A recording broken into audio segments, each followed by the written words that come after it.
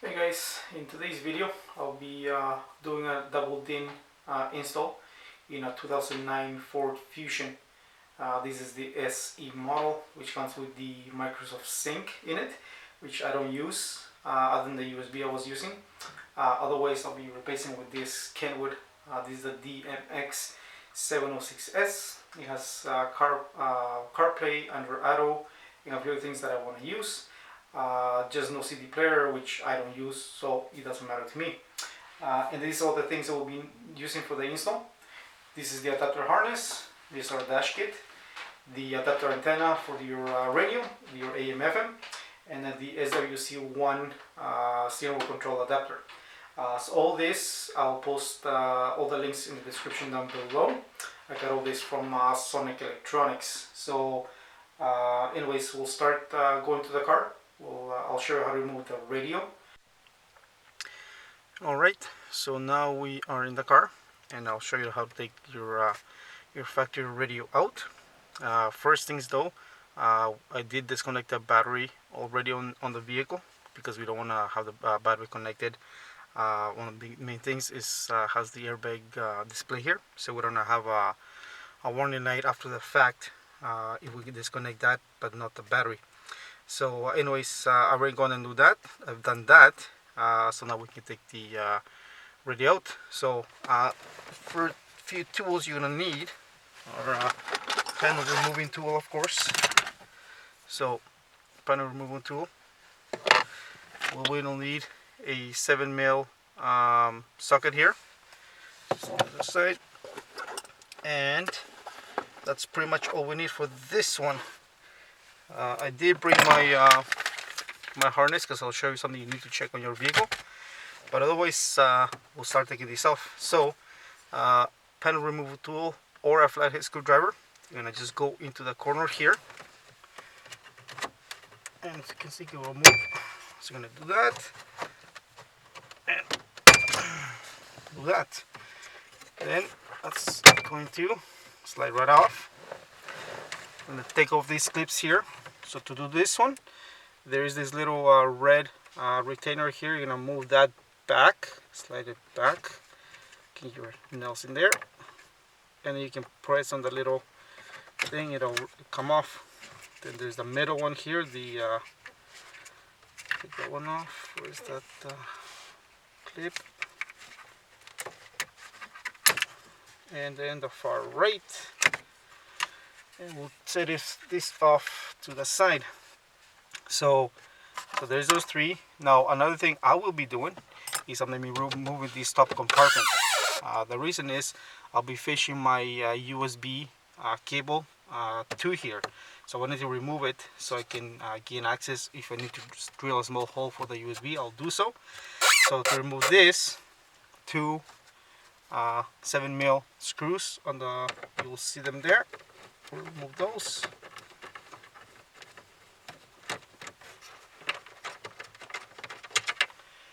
One on either side. And the lighting here is going to be a little bit weird because it's snowing outside. We're going through a winter storm, of course, today. So I'm going to be covering snow for the little while. So that's done. So, never mind. I'm going to slide up first. And so let's take those off those clips there, and then grab it and pull forward. There you go. That's that compartment there. As I said, I'll be probably drilling a hole through here, or I might just try fishing it straight through the little hinge there. That may work. If you're going to be installing a unit with GPS on it, this would be a great way to get your hands through there, and then possibly mount your GPS back up there somewhere. So now we've got access to the radio, even if you're not removing this. 4 7mm screws, one in each corner.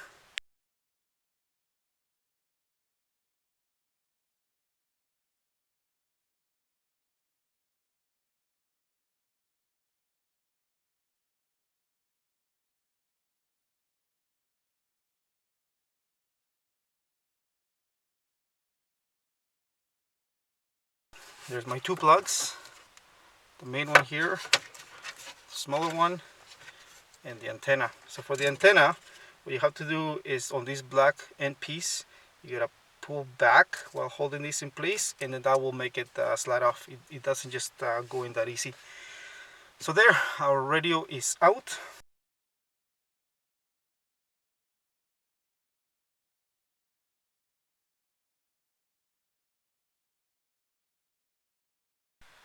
Okay, so I've got the radio here on the dash kit. As you can see it there, it's nicely secured. Two screws on either side. This unit, of course, is that short chassis, so fits in there nice. So now we'll move over to the wiring itself. I've got the radio harness here, the adapter harness here along with the steering wheels. So let me set up the camera on this side so you can see how I do it, and we'll continue on. Okay, I've got my harnesses here, pretty much ready to start soldering. So there's our radio harness here. So from here, of course, I'll be using all the speaker wires, as well as the red, black, red, orange for the illumination, and this that says remote connect, that's for my steering wheel controls. Have this other one here I'll be using for a ground, and I'll show you why afterwards. Our radio harness here, of course I'll be using all the speaker wires, as well as the black, red, the yellow, and then the orange, white for illumination. The other two will be this brown and pink, just not specific ones, but the ones that I need for the steering wheel controls. And these ones here I don't need, so I just taped off. The other ones is this brown wire for my steering wheel controls, which is for the SWC1. And of course here I need power, I need ground, and this white green for the steering wheel controls.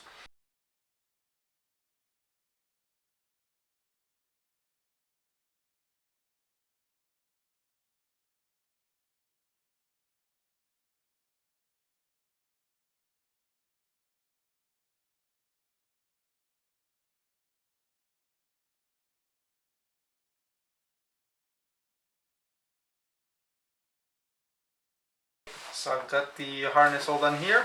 So this is the end that will go to the back of the radio.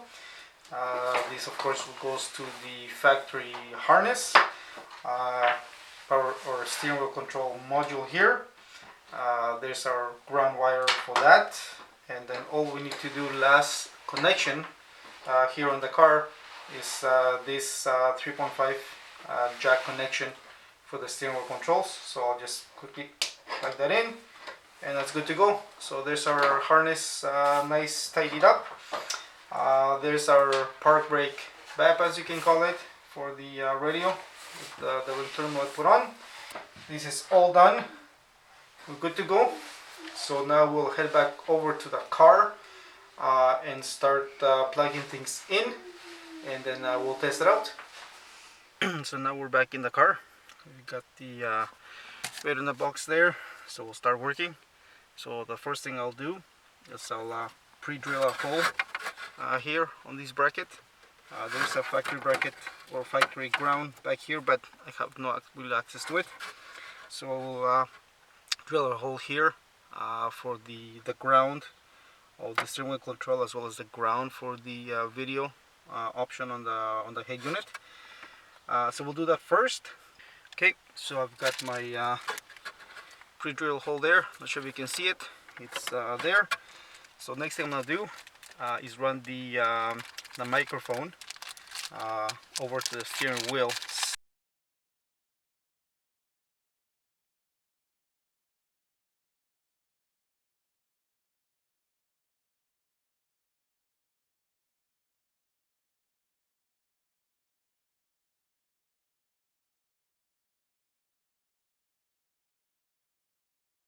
Alright, so now we've got the both grounds there for the steering wheel control, as well as for the unit for watching video.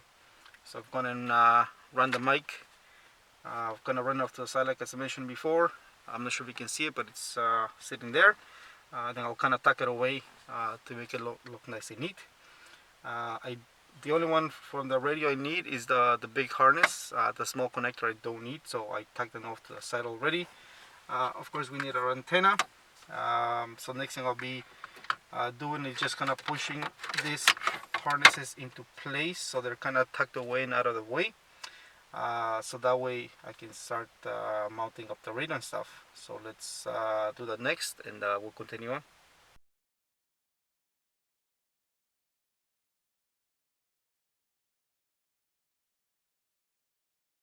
So there I got the radio plugged in. So you can see it's up and running. Looks really nice actually. So of course I'll just play with it for now. But yeah, I know it's up and running. I did check the volume. I hear my speakers. So it's good. So I know that's working. So now I have no issues there. So what I will do next then is I will yeah, that should stay on until I open the door. There you go. So I know that's working the way it should. So anyways, now that I know that's working, I'll put the start connecting everything. I'll take the radio back out, move my harnesses where I want them, and then go from there.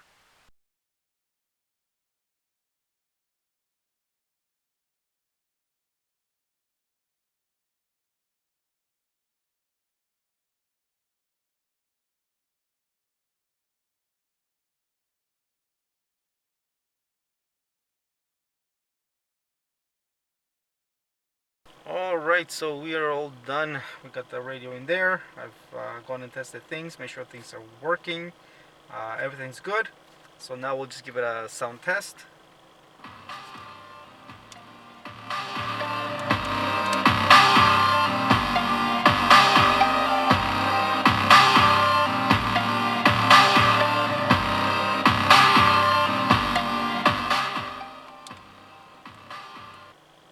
And yeah, sounds good. Sounds really good actually. So anyways, that's how you install a double DIN into a Ford. This is the Kenwood DMX706. I'll post in the link down below, or the description box down below, all the links to the radio, the harness, the antenna, everything I've used. But yeah, if you have any questions, comments, let me know. Thanks for watching.